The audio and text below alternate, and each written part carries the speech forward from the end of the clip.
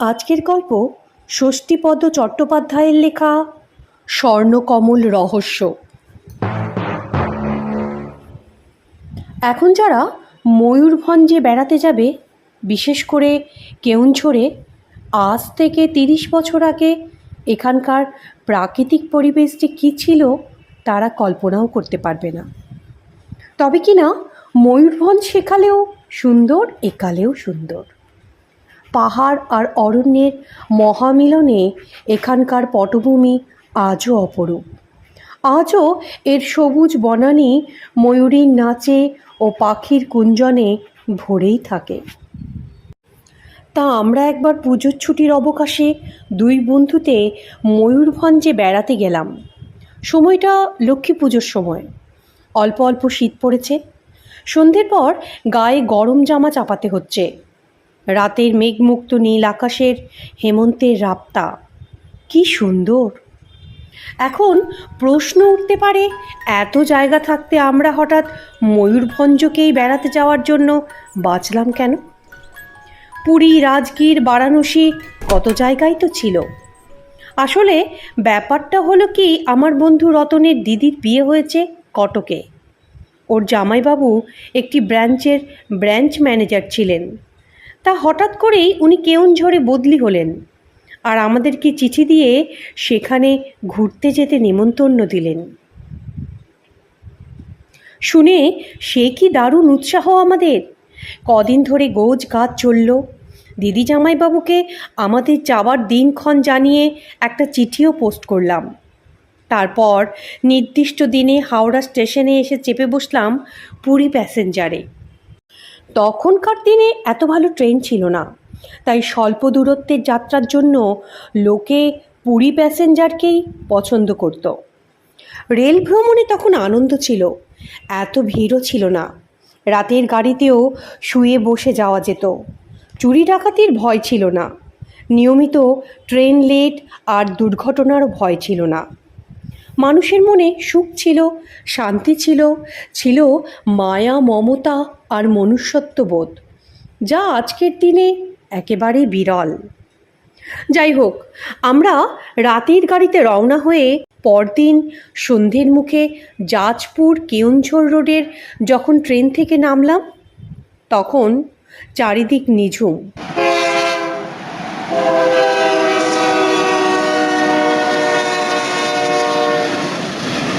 ঘন বন জঙ্গলের দেশে একদিকে যেমন প্রাকৃতিক শোভা দেখে মুগ্ধ হলাম, অপরদিকে ভয় পেলাম খুব। কেননা এই নির্জন প্ল্যাটফর্মে একমাত্র আমরা দুজন ছাড়া আর কোনো যাত্রীই নামল না। যদি কোনো কারণে জামাইবাবু আমাদের নিতে না আসে তাহলে কি হবে, এটা ভেবেই আমাদের অবস্থা খারাপ হচ্ছিল। আর হলোও তাই। আমরা অনেকক্ষণ অপেক্ষা করার পরেও কেউ আমাদের নিতে এলো না। এদিকে সন্ধে উত্তীর্ণ হয়েছে। আমাদের মনের অবস্থা যে তখন কীরকম সেটা একমাত্র ভুক্তভোগীরা ছাড়া কেউ অনুমান করতে পারে না। আমাদের পায়ের তলার মাটি যেন কাঁপছে। সেই সময়কার কথা বলছি, যখন এত হোটেল বা লজ ছিল না, আর হোটেলে উঠতে গেলেও তার খরচ জোগানের রসদ আমাদের সঙ্গে ছিল না। কেননা আমরা শুধু আপ ডাউনের গাড়ি ভাড়া আর সামান্য কিছু পয়সা নিয়ে ঘর থেকে বের হয়েছিলাম। তাই চোখে আমাদের জল এসে গেল। আমি বললাম, হ্যাঁ রে, ব্যাপার কি, তুই কি চিঠি পোস্ট করিসনি? সে বললে, তোর কি মাথা খারাপ? আমি খুব গম্ভীর হয়ে বললাম, তাহলে এরকম হলো কেন? বন্ধু বললে, আমার মনে হয় ডাকের গোলমাল হয়েছে, বুঝলি। আমি তো আরোই চিন্তায় পড়লাম। বললাম, তাহলে? কিন্তু হঠাৎ দেখা গেল রেলের একজন খালাসি হন হন করে আমাদের দিকে এগিয়ে আসছে। আমরা অনেক আশা নিয়ে তার মুখের দিকে তাকালাম। সে বললে, এই যে ভাইরা, তোমরা কি হাওড়া থেকে আসছো? আমরা উৎসাহিত হয়ে বললাম, হ্যাঁ হ্যাঁ, আমরাই। সে জিজ্ঞেস করলে, রতন কার নাম? রতন বললে, এই তো আমি। খালাসি বললে, তোমরা এক্ষুনি স্টেশন মাস্টারের সঙ্গে দেখা করো, স্টেশন মাস্টার তোমাদের ডাকছেন। আমরাও একটু দেরি না করে স্টেশন মাস্টারের ঘরে গেলাম। সেখানে তখন সাহেবি পোশাক পরা একজন চা খাচ্ছে আর গল্প করছে। আমরা যেতেই আর চোখে একবার তাকালো আমাদের দিকে, তারপর আবার গল্পে মন দিল। স্টেশন মাস্টার আমাদের দিকে তাকিয়ে বললেন, তোমরা কি কেওনঝড় যাবে বলে এসেছো? আমরা মাথা দুলালাম। তারপর সে জিজ্ঞেস করলে, রায়বাবু কে হন তোমাদের? আমরা বললাম, জামাইবাবু। তখন স্টেশন মাস্টার বলল, তাহলে তোমরা এর সঙ্গে যাও, ইনি তোমার জামাইবাবুর বিশেষ বন্ধু, কটক থেকে ফিরছেন, শুধু তোমাদের নিয়ে যাবেন বলে এখানে বসে আছেন। আমরা কথাটা শুনে আশান্বিত হলাম। জামাইবাবুরই আসবার কথা ছিল, কিন্তু যেহেতু তার বন্ধুটি আসছে তাই তিনি আসেননি। এতক্ষণে ভদ্রলোক মুখ খুললেন, বললেন, উনি যে কেন এলেন না তা তোমরা আমার সঙ্গে গেলেই বুঝতে পারবে। পথ তো আর একটুখানি নয়। আমি দৈবাত এসে পড়েছিলাম, তাই আমি বলেছি আমি তোমাদের নিয়ে যাব। স্টেশন মাস্টার বললেন, ওদের কিছু খাইয়ে দিতে পারলে হতো, এতটা পথ। ভদ্রলোক বললেন, যা করবেন চটপট করুন। স্টেশন মাস্টার খালাসিকে বলে আমাদের কিছু জলখাবারের ব্যবস্থা করলো। আমাদের কাছে এটা একবারেই মেঘনা চাইতে জল।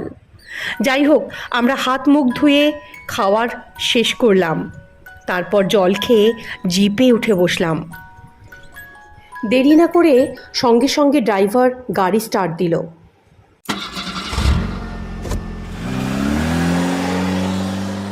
রাতের অন্ধকারে আমরা সেই দীর্ঘ পথ পাড়ি দিলাম। জামাইবাবুর এই বন্ধুটির নাম বঙ্কুবিহারী মহান্তি। কেওনঝড়ে ওনার একটি পেট্রোল পাম্প আছে, আর আছে বাজারের মধ্যে কয়েকটা মনোহারীর দোকান। বঙ্কুবাবু একটু ভারিক্কি গোছের, কথাবার্তা খুব কম বলেন। পথে আমাদের একবার চা বিস্কুটও খাওয়ালেন, আর বললেন, তোমাদের চিঠি পেয়েই রজতদা আমার সঙ্গে যোগাযোগ করেছিল।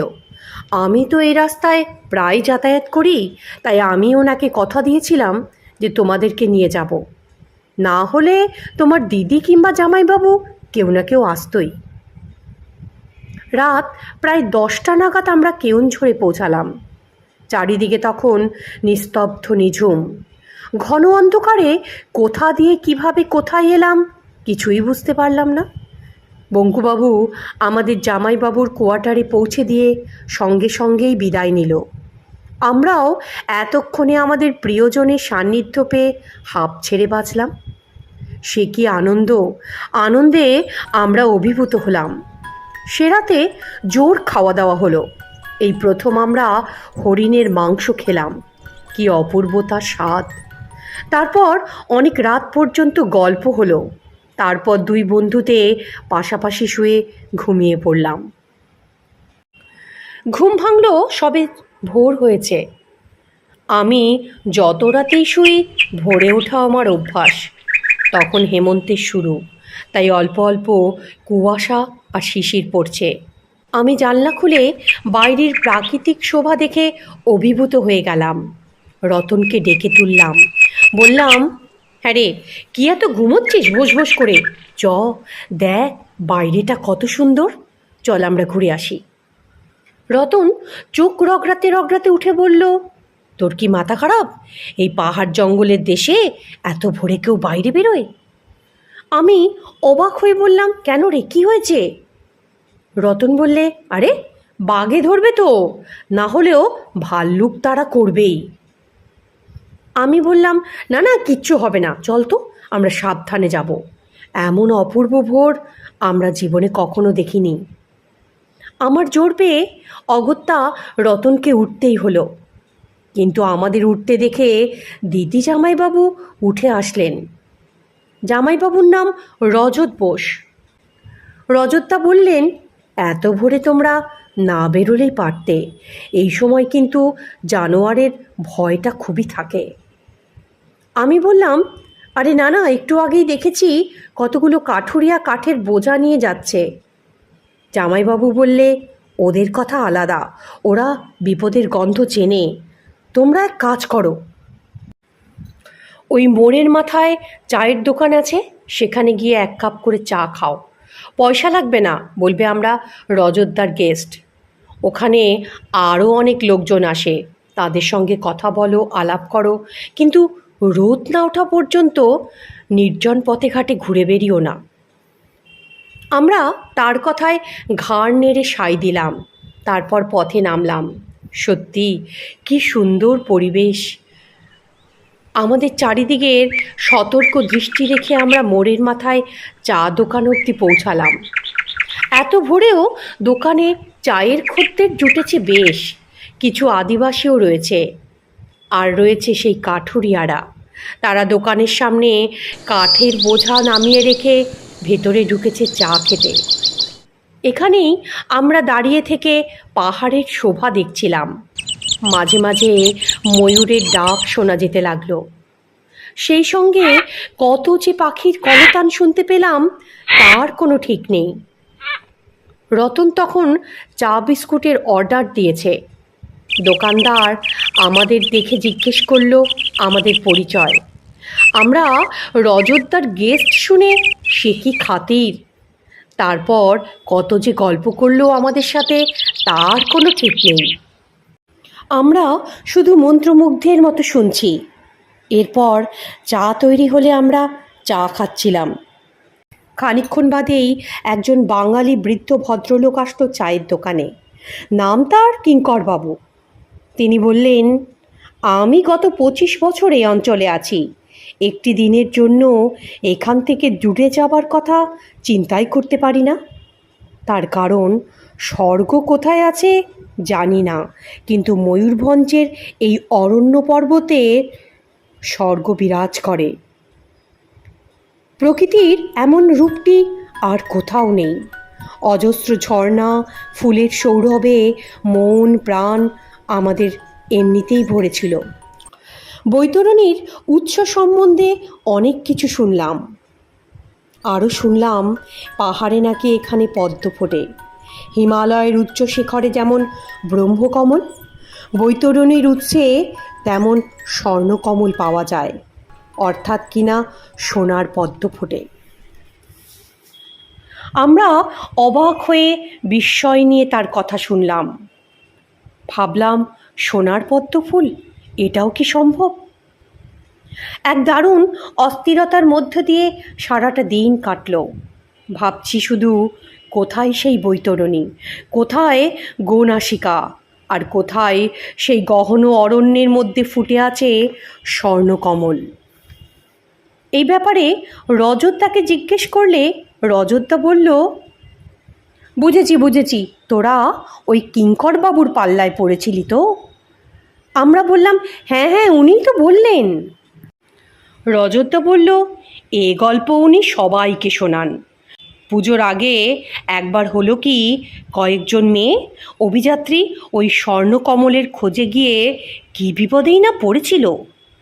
একজনকে তো সানঘাগড়ায় ভালুকে আছড়ে এমন অবস্থা করেছিল যে সেই মেয়েটিকে আর চেনাই যায় না। রতন বলল, তা হোক, কিন্তু স্বর্ণকমল ওরা দেখতে পেল কি? জামাইবাবু বললে, কি করে দেখবে, যেতেই তো পারেনি ওরা। সানঘাগড়ার কাছে গিয়েই ভালুকের হাতে পড়ে নাস্তানাবুদ হয়ে পালিয়ে এসেছে। আমি বললাম, সানঘাগড়াটা কি? জামাইবাবু বললেন, ওটা একটা ছোট্ট জলপ্রপাত। আমি বরং একদিন তোদের গাড়ির ব্যবস্থা করে জায়গাটা ঘুরিয়ে আনব। আমি একটু উৎসাহ নিয়ে বললাম, কিন্তু আমরা যে স্বর্ণকমল দেখতে চাই। জামাইবাবুকে আমরা রজতদা বলি, কেননা উনি জামাইবাবু ডাকটা পছন্দ করেন না। রজতদা বললে, আরে বোকা, স্বর্ণকমল বলে কিছু আছে নাকি? ও সব মানুষের কল্পনা। স্বর্ণকমল দেখতে পাবি জুয়েলারির দোকানে, পাহাড়ে কখনো স্বর্ণ ফোটে, তার ওপর সোনার পদ্ম।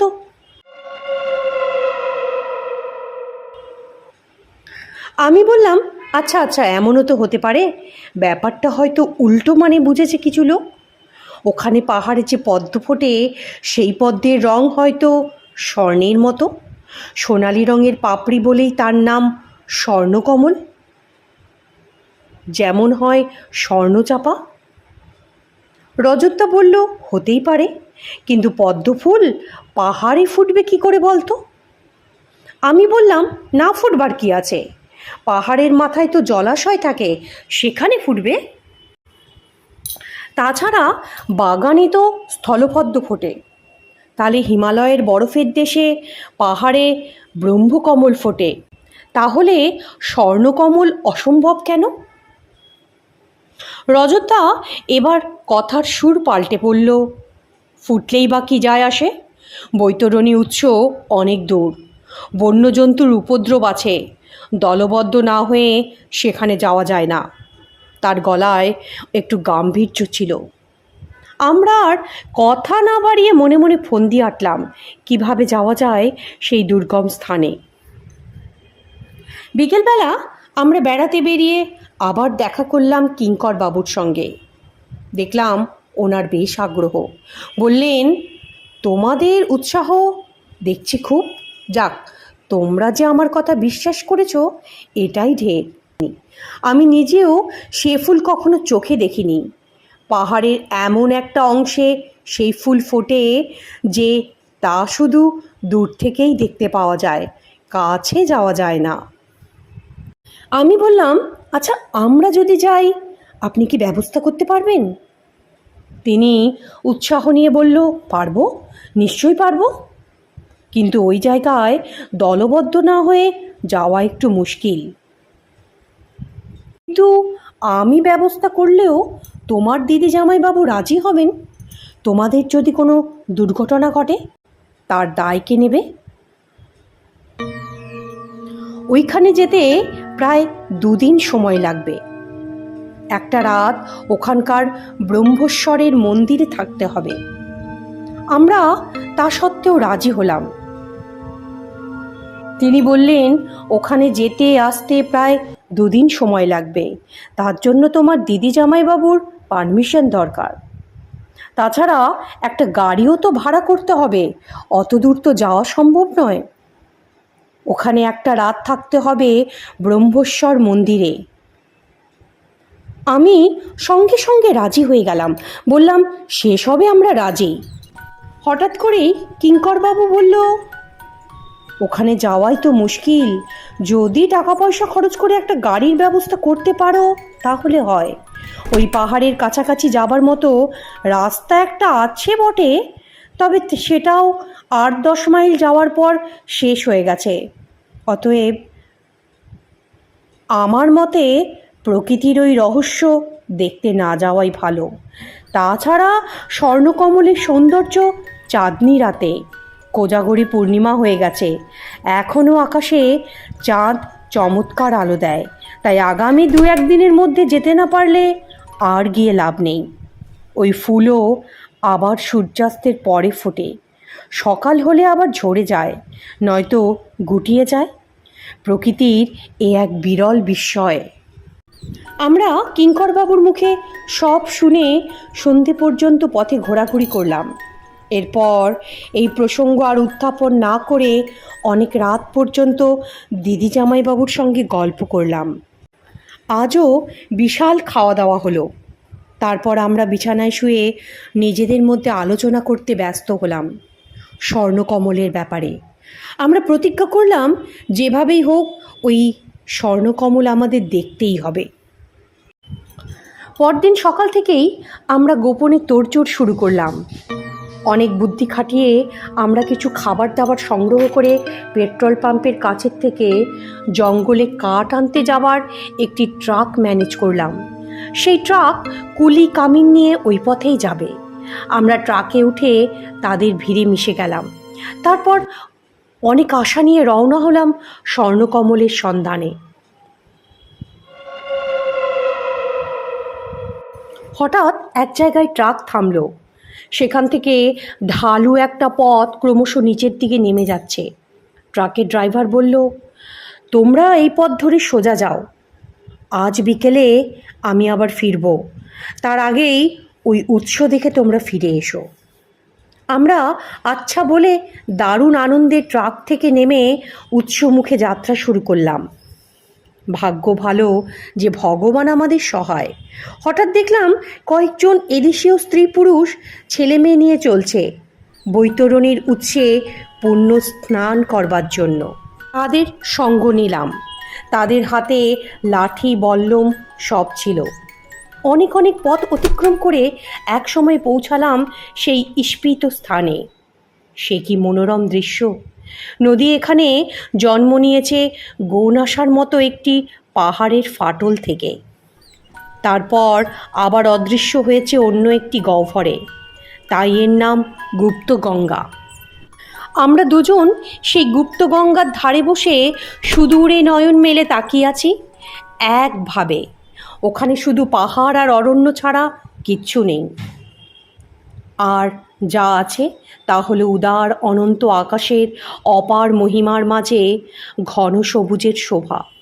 এখন বসন্ত নয়, তাই বনভূমি পুষ্পিতও নয়, তবু শ্বেতগন্ধি ফুলের বাহার অনেক। নাম না জানা বুনো ফুল, কিন্তু স্বর্ণকমল সেটা কোথায়?